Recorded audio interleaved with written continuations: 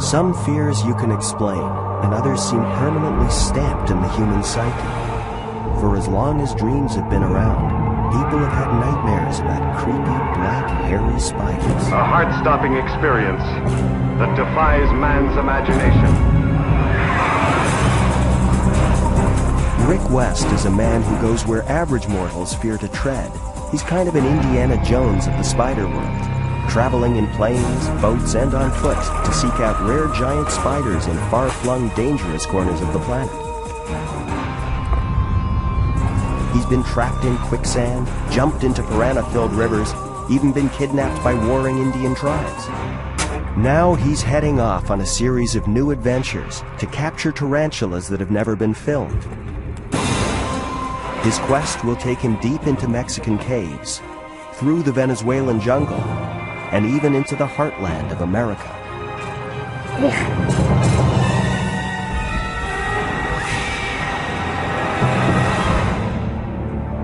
Those eight-legged monsters of our nightmares are Rick's little furry friends. More than 30,000 spider species stalk the Earth. Fearsome, multi-eyed, eight-legged predators, always looking for their next meal. Rick's one of the world's leading experts on tarantulas. By documenting new species, even consulting with governments, he hopes to protect the tarantula population and help dispel myths about these hairy giants of the spider world.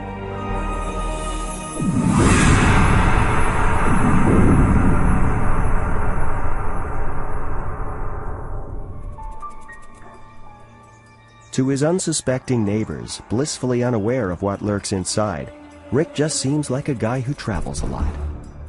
Not someone with 300 live tarantulas in his basement. Every time I hear about a new tarantula species, personally I've got to go check it out. I mean, that's part of the allure. It's not just the country itself, but it's the tarantula, and that's what I'm after. That's what I want to see. That's what I want to photograph. And there's that little bit of risk involved that makes me want to go. And that's what gets me charged. I met Rick about 28 years ago, and he was interested in spiders when I first met him. I don't think I really appreciated what that interest entailed. And it didn't help that I had a terrible fear. Rick! An absolutely obsessive fear about spiders. You better come down here. My fascination for spiders is very hard on Lynn.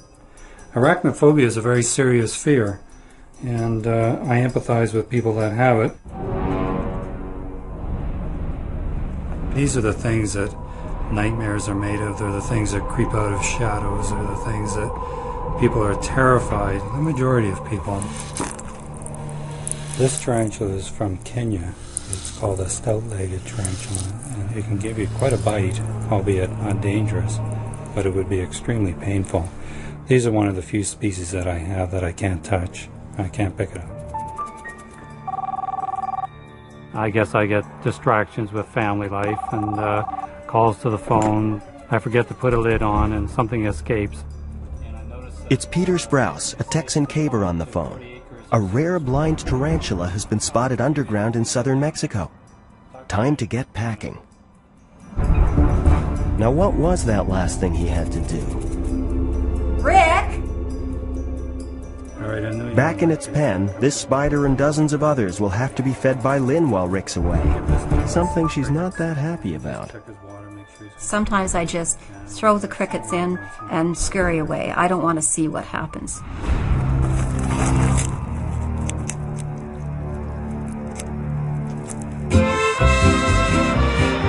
Rick heads down to southern Mexico, meeting up with caver Peter Sprouse to seek out the rare cave tarantula, which has never been caught on videotape.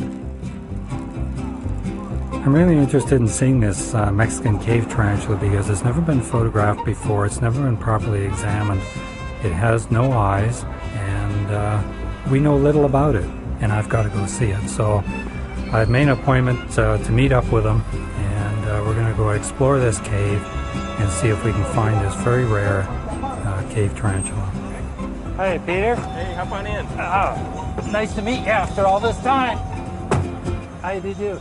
Great. Now we better get going. Lots of traffic here. Yeah, really. There are lots and lots of caves left in Mexico that virtually unexplored. There's a huge number of caves, all through central Mexico, through the Sierra Madre, thousands and thousands of caves. You know, it's interesting because when animals become cave adapted, it's almost like reverse evolution. They're losing their eyes, they're slowing down, Right. They're becoming a lot simpler.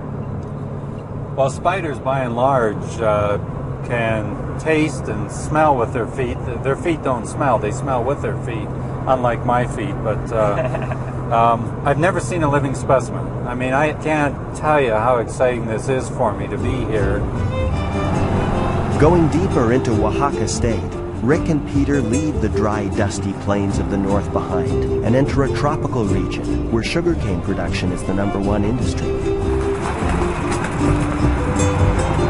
That's our hill right there, where the cave's located. So there's not too much further to go then? No, we're getting real close now. Peter has spent years mapping and crawling through the vast network of caves in this region. This is one of the few caves in Mexico, well, actually in the world, that has blind tarantulas in it. There's maybe 3 or 4 places around Mexico where tarantula spiders have gone underground, become cave adapted, lost their sight. How far in are these tarantulas? Last time we found them about 500 meters in, well past the entrance. Get back into the dark zone. You lead the way. The group heads out, not knowing how far or deep into the cave they may have to travel to find the spider. It might be a mile down or even further. All Rick knows for sure is subtropical caves like this one always have surprises in store. When I'm on the trail of a new species and I'm heading into the desert or I'm heading into the jungle, I sort of get mesmerized into a trance and I daydream about what does it look like, what am I going to find, what other perils am I going to come across. Yeah, this is it. It's a little more overgrown than I remember. Peter stated the entrance to the cave wasn't going to be so bad, but my God, when I look at the entrance there and I look at the size of me, I'm telling you it's going to be a tight squeeze. Enter the cavern of unknown horrors. Listen. What's that noise? I don't know. It's a little creepy when you first walk into a cave, your eyes have to adjust and you don't know where to put your hands, where to put your feet, and you don't know what's hiding under rocks and on ledges. Oh sure, that's easy for you, Peter. Entering this cave, Rick's got to be concerned about more than just insects. Bats carry nasty airborne diseases, and then there's the danger of flash floods. I'm starting to feel like a tarantula going through a burrow here.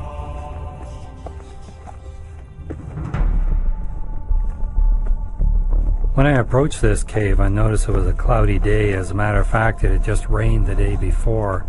And I thought, we're going into a cave. Most of these caves are hollowed out by water.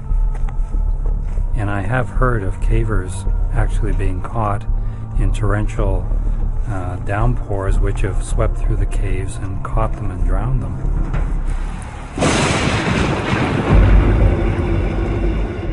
So this would be like a small waterfall we're coming down.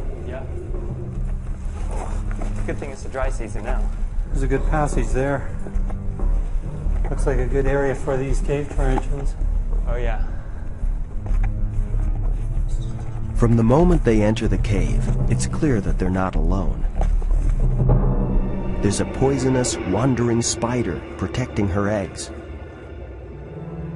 Predatory, tailless whip scorpions creep down the walls looking for their next meal. There's even a species of crayfish living in shallow pools. Completely blind, they've evolved over the centuries to a life of total darkness. Animals are not the only ones to use these caves. The group finds evidence of prehistoric Indians who once gathered water here, on their way to ritual human sacrifices. That would have been a big pot they used to collect water. The Mesoamericans believed that tarantulas were conduits to spirits of the underworld. The cave was the entrance to the underworld. So caves, tarantulas, all these aspects played a strong role in Mesoamerican myth.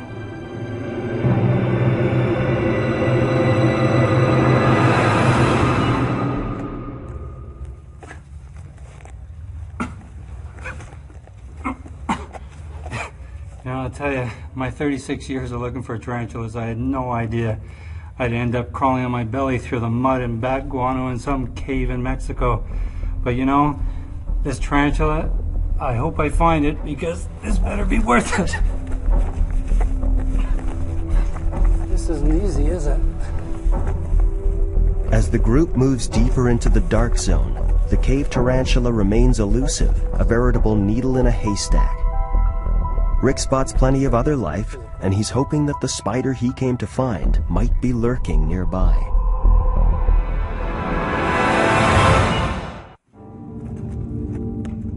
Now half a mile inside the Mexican cave. Actually finding the tarantula seems to be a long shot.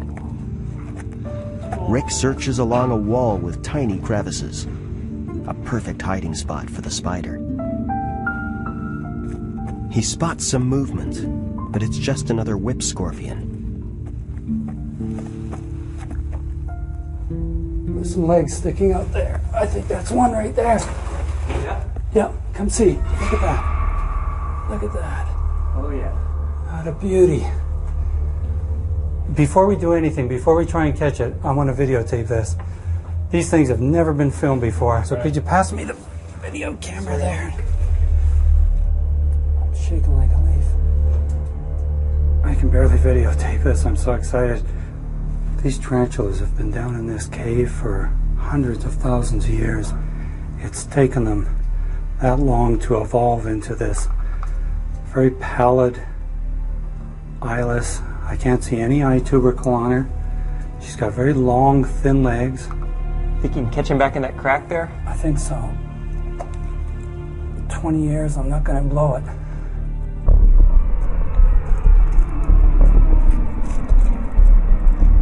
Oh. Oh. Look at my hands. I can't have got the damn thing. Oh, look at that. Oh.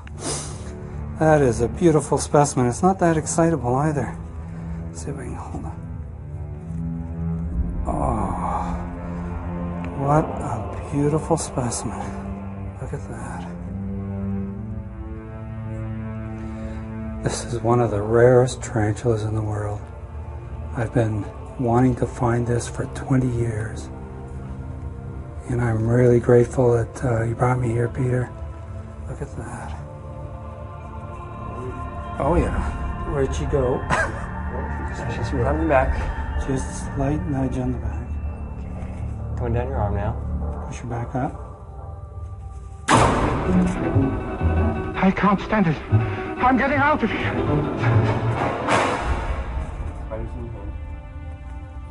That's too close for comfort. It's right next to the old family jewels. Corralling the little poisonous sucker back into the bottle is a little more than Rick bargained for.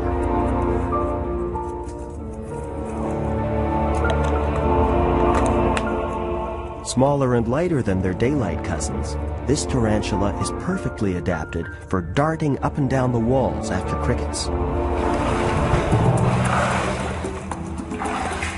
You don't find such a rare species every day, so with one in the bottle, Rick goes off in search of others. And I'm hoping that we'll find more. The adrenaline is flowing now. I just have to see more and see if these get bigger. There's burrows along here. It's very dry up here. A lot of burrows. I saw remains of looks like a male tarantula there, so it's got to be, there's another piece of leg there. The trail of male body parts tells Rick there may be a burrowing female nearby. Like their daylight cousins, male tarantulas tend to have a very short lifespan, as the mating process is a nasty affair. Once the bigger female has mated, she will eat her partner if he doesn't hit the trail right away. As a result, males rarely live past 2 or 3 years, while amongst some species, female tarantulas can live as long as 30 years. There's a specimen. Look at that. Oh, that is an adult female sitting in the burrow. And that is one of the cave tarantulas. Long, thin legs. That is a nice spider. Waiting for a cricket to come by for dinner. That's right.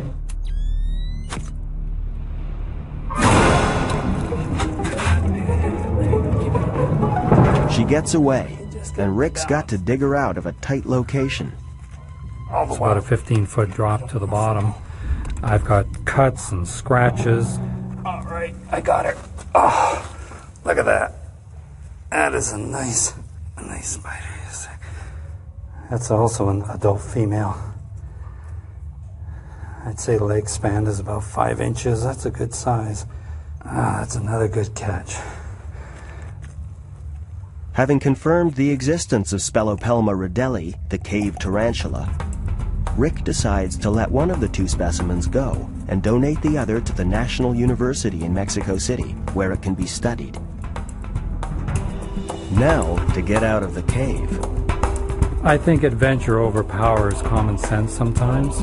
I'm just a kid at heart, and anything to get out into the bush, into the wild, to look for tarantulas. And that's what gets me charged. The call to adventure brings Rick down to Venezuela, where an old friend, Juan Carlos, has a report of an unusual metallic blue tarantula. It was nice seeing you again, Juan Carlos. It's been, what, 8 years now? 8 years since I Juan Carlos has invited Rick to join him on a journey to the remote Paraguana Peninsula, a unique desert environment on Venezuela's Caribbean coast. 6-hour drive before nightfall, so we've got to get going.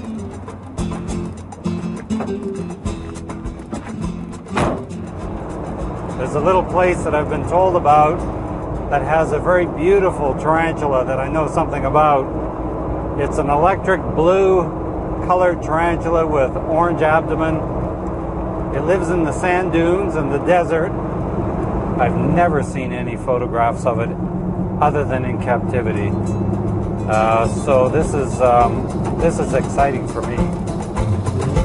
Driving mile after mile through a hot, shifting landscape, Rick's determined to locate this big spider, a sapphire blue tarantula, which exists nowhere else on Earth.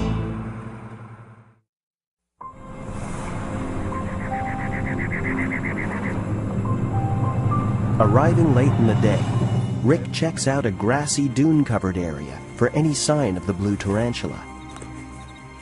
I'd heard very little about these blue tarantulas. Initially, I'd heard that they lived in trees in very elaborate silk sock-like retreats. Nobody could tell me how these spiders lived, so I had to see for myself. In the fading light, with no spiders in hand, Rick makes a final inspection of the dune area.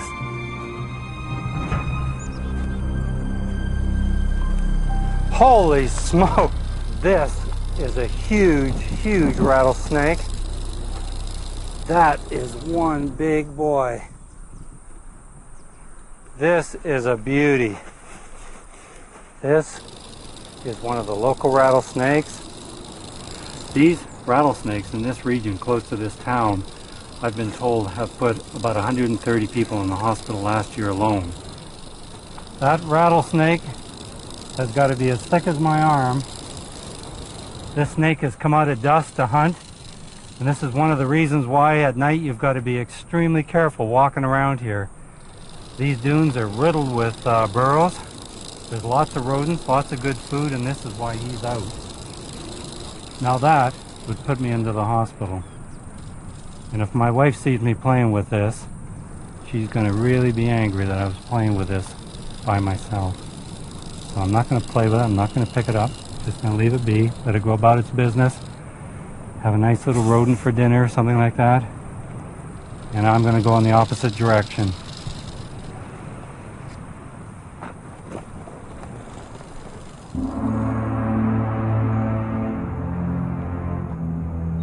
This is when the desert comes alive.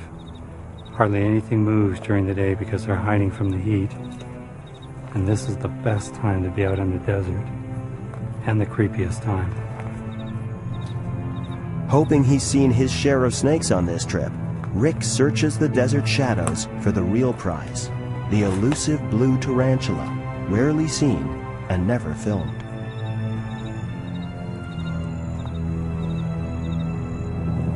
There's one. You see it? That is another very nice tarantula. And I don't see a burrow within 10 feet of it. In the cool of the night, these tarantulas hunt along the desert floor, waiting for cockroaches or maybe a small lizard to come along. For the most part, other animals prefer to leave tarantulas alone. But here in South America, the giant 3-inch Pepsis wasp is a ferocious predator. It will attack a tarantula, and once it has immobilized the spider, plant an egg on its body. In one of nature's crueler acts, the wasp maggot will eat the paralyzed tarantula from the inside out until the young wasp is ready to hatch. I'm going to see if I can pick this spider and bring it out into the open where you can have a better look at the coloration. It is beautiful in the light.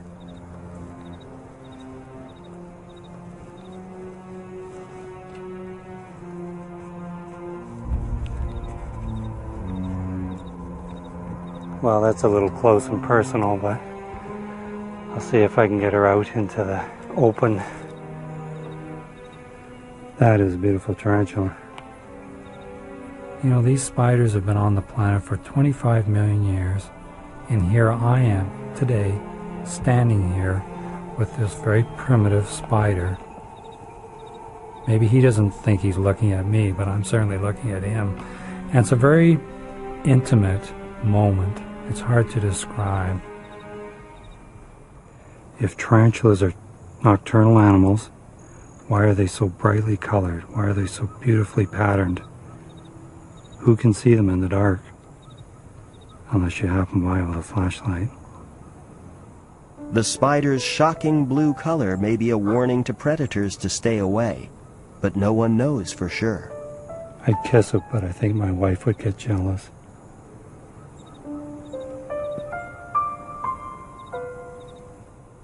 Well, this has been very successful. While finding the blue tarantula has been a dream come true, he still hasn't seen any den sites. With a good idea of where they live, Rick wants to return in the daylight to locate the actual homes of the blue tarantula.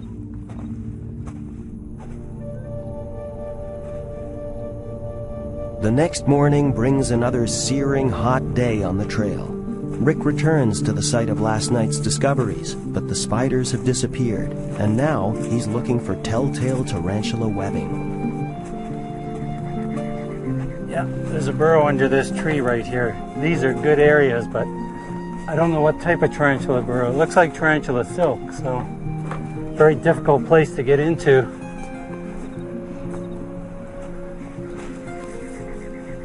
The tarantula's in there, and it's a blue tarantula. This is great. There she comes. Look at that. What a beautiful specimen. She's obviously very defensive about her burrow. Look at those colors. That is stunning. That is a big female too. She'll sit in that position for about half an hour defending her burrow, and I don't want to tear it apart. It's obviously taken her a long time to build that silk burrow, and in this area it's not easy to just start all over again at that life stage, so I'm just going to back off and just leave her and see if we can find some others. So Rick has solved the riddle of the blue tarantula's homes. They're not in the branches as first thought, but in small dens at the base of trees. Rick leaves the Paraguana Peninsula with a new insight into this rare and beautiful spider, found only here in this remote Venezuelan desert.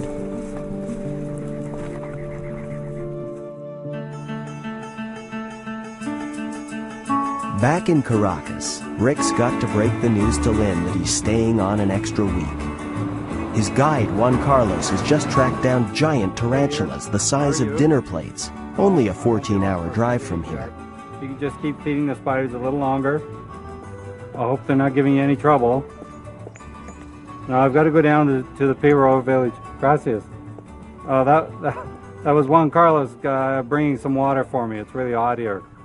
I'll call you again. Love you. Once again, lured away by the call of giant spiders, Rick heads south, crossing the mighty Orinoco River to visit an Indian village on the edge of the rainforest. We're going down to southern Venezuela to the Piroa community. There's 2 species of tarantula here that are the monsters of the tarantula world.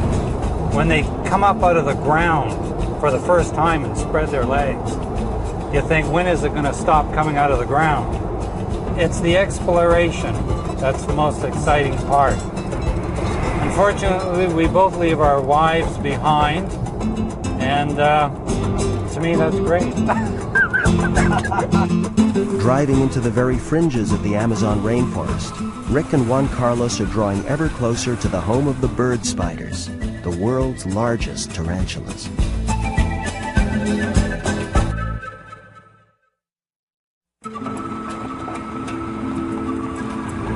Rick and Juan Carlos arrive at the Indian village. The Piroa are an ancient people deeply connected to this land. The Piroa Indians are a very unique group of people that live in central and southern Venezuela, and they still use blowguns to hunt. They still make fire the old method by rubbing 2 sticks together, for lack of a better word. It really is like going back into the Stone Age.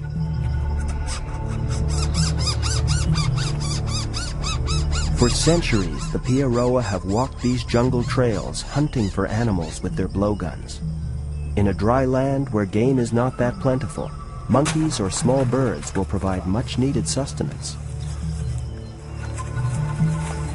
They're very cat-like. They have excellent acute hearing and eyesight, and these fellows just slip through like shadows. It's amazing to be with them and watch them hunt.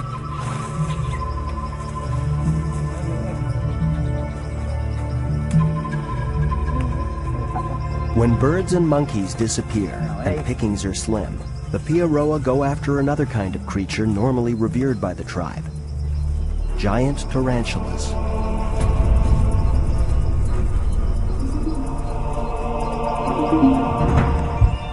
These 12-inch monsters of the spider world live in deep underground burrows, laying in wait for unsuspecting prey. Unlike garden variety spiders, tarantulas do not support themselves on webs or trap bugs in them. This tarantula silk is placed at the entrance of dens and tree openings, just inches from the entrance. The tarantula can feel tiny movements on the web surface. But not all hunting is done this way.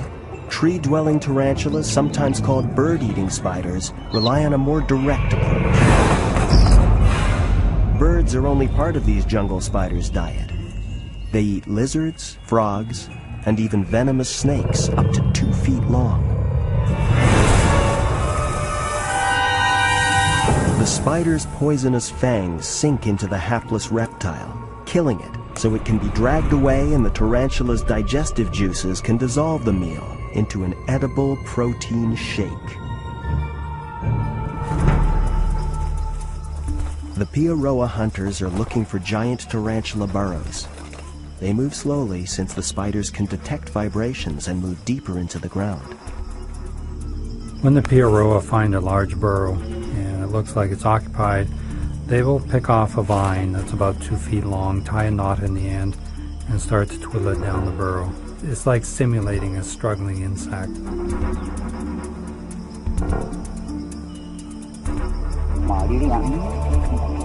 If the tarantula does not come out of its burrow, then they've got to resort to digging it up, and it's quite something to watch them dig them up.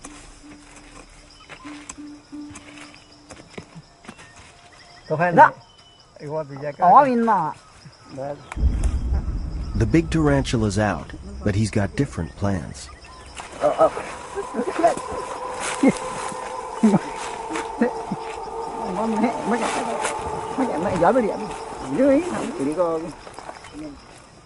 The live spiders are wrapped in leaves for easy transport back to camp.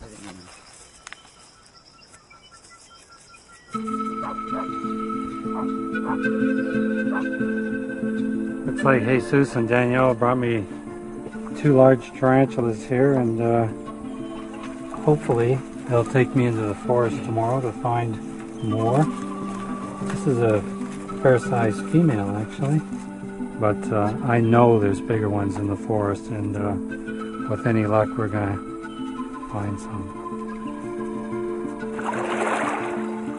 With instructions from the Piaroa about another den site, Rick heads into the jungle to tackle one of the big spiders himself. They told me that there were other burrows. There was one that they had tried earlier and they couldn't get it out, so they've asked if I'd be interested in trying to dig it out myself. This burrow has got to be about 4 inches across, and you can tell it's a giant tarantula burrow by the silk all around the entrance, so this is occupied.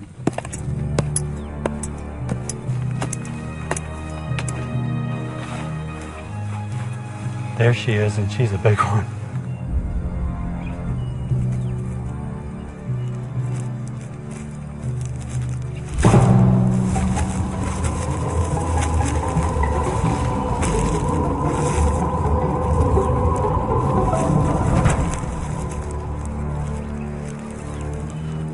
There she is. And if those fangs could just get a hold of me, they would do their business. She's really irritated. She's scraping her rear legs over the top of her abdomen, which breaks off thousands of irritating hairs, and they're sculpted like the sting of a bee. So they call them urticating hairs because they get into the pores of your skin and they cause a great rash and irritation. They're used as protection against mammals that come to prey on them, such as coatimundi, sometimes birds. Rick lets this one go, knowing what's in store for tarantulas captured by the Indians. He's been invited the next day to join them in a traditional tarantula feast.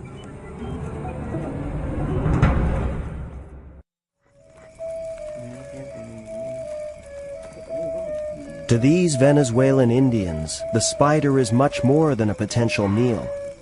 Because it lives underground, they believe it is a messenger of the dead. Rick has been invited to watch this sacred ceremony as the shaman, using a snuff-like drug, communicates with his ancestors through the giant tarantula.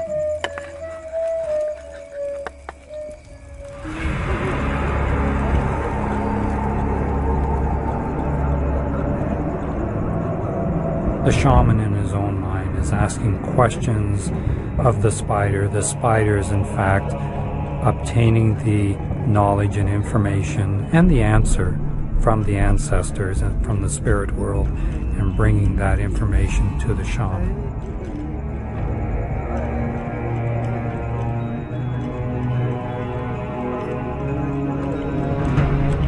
It's emotional. They trust me. They've brought me into their culture and they've shown me something that has taken place for thousands of years.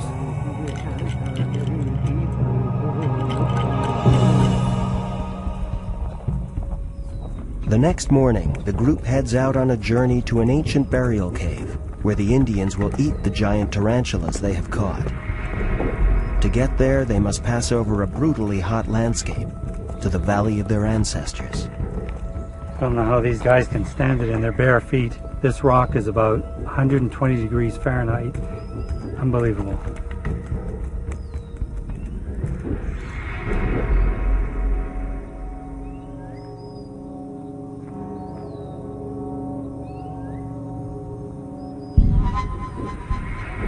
Rock paintings, thousands of years old, decorate the walls of the burial cave. Eating the spiders here, in the presence of their dead ancestors, suggests the great reverence the Piaroa have for these tarantulas. This is a very sacred place that they've brought me to eat these tarantulas. I mean, that's bizarre enough. It's too much to take in one day. It really is. This is their culture, this is their way of life, this is what they've done for thousands of years. And when they offer you a tarantula to eat, it's like eating maybe your pet dog or something. I'm going to have to do it because I don't want to offend the chief or the shaman. You can see the meat is nice and white, and although this may appear to be disgusting, it would be no different than if I had friends over up on the coast and had them over for a crab feed. Puts a chill down my back, I'll tell you. Tarantulas have a high percent of protein per body weight. They're probably one of the most highly nutritious food items in the rainforest. Are you ready for this? After you, my friend. Thanks. Gracias. So, here goes nothing.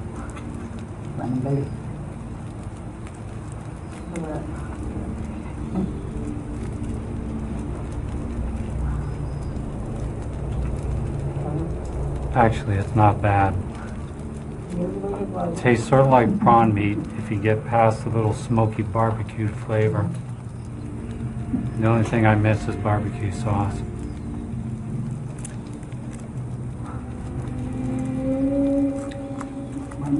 Not bad at all.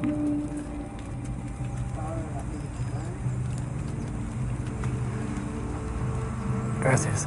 Now I understand that this is the final process to the tarantula meal. These are the fangs.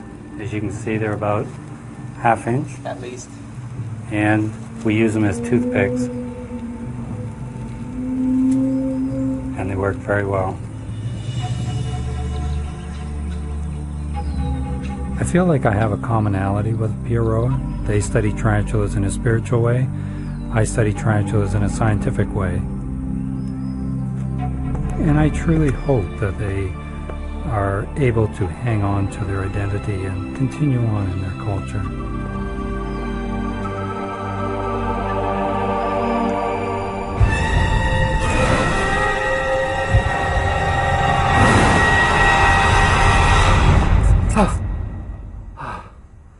I've got to stop eating tarantulas.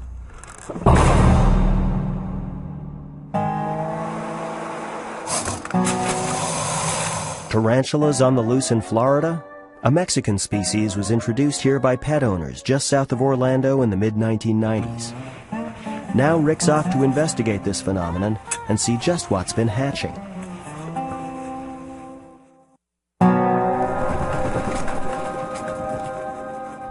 Wherever tarantulas show up, Rick West is not far behind, even here in Florida. Pet owners took some of these pregnant females and even egg sacs and spiderlings and released them out along the dikes near citrus groves. Rick's a consultant to the Florida Department of Agriculture, and he decides on a stopover. He wants to look into the fate of these big spiders and the public reaction to them. Rick, this is one of the red rumps that's causing all the excitement. This is a beautiful spider. The first specimen of the Mexican red rump was discovered by citrus workers in an orchard near Fort Pierce. It was brought to one of our personnel who brought it to Gainesville for identification. This is probably the first time I think that it's ever been found east of the Mississippi River, any kind of tarantula. I was driving down the road and I seen the big spider. I knew it was a tarantula, but I didn't know what kind. So I got out and got a styrofoam cup and scooped the spider up. And I've never seen a spider that big here in Florida. Just walking around, and I wanted to get it and bring it to the shop and show everyone. The first one I found was under some of the trees over there, and I dug down in the burrow, and then I saw these little feet sticking out, and I was used to some of these smaller spiders. And then I stuck something down in there, and this thing jumps out at me, and I thought, wow, that's the biggest spider I've ever seen in Florida. Rick wastes no time in going on a hunt for these red-rumped tarantulas. This dike in an abandoned orange grove is supposed to be a prime tarantula breeding ground. Got that ready. Okay.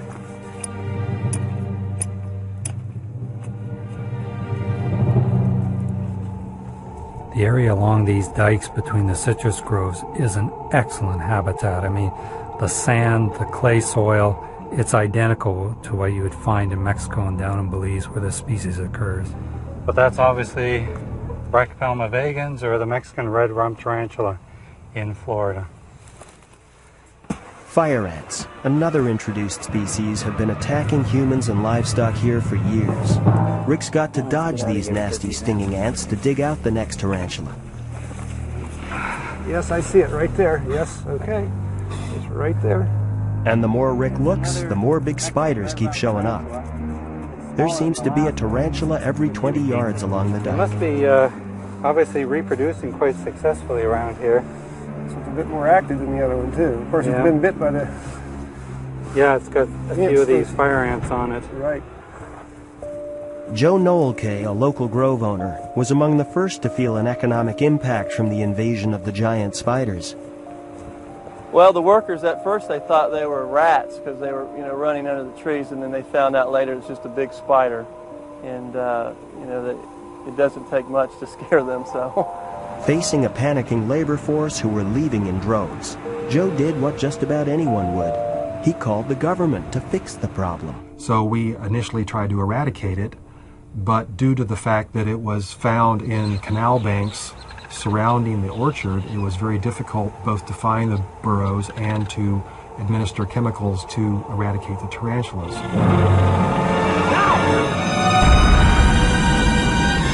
I sprayed some sulfur into the burrows, and that didn't seem to do any good. It just seemed to make them mad.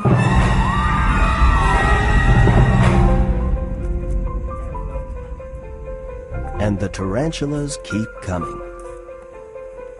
It's another juvenile tarantula, red rump. So with no natural enemies, and with the government deciding not to use pesticides anymore, from what I've heard locally here, the tarantula seems to be spreading. As the tarantulas continue to quietly multiply, most of the locals remain pretty oblivious. That is, until you mention the words big spider. I'm just not real crazy about things that crawl. And they just bother me. I've had them drop on me out of trees, and it just absolutely scares me to death. Facing this apparent tarantula epidemic and possible public backlash, Rick decides a little public education is in order.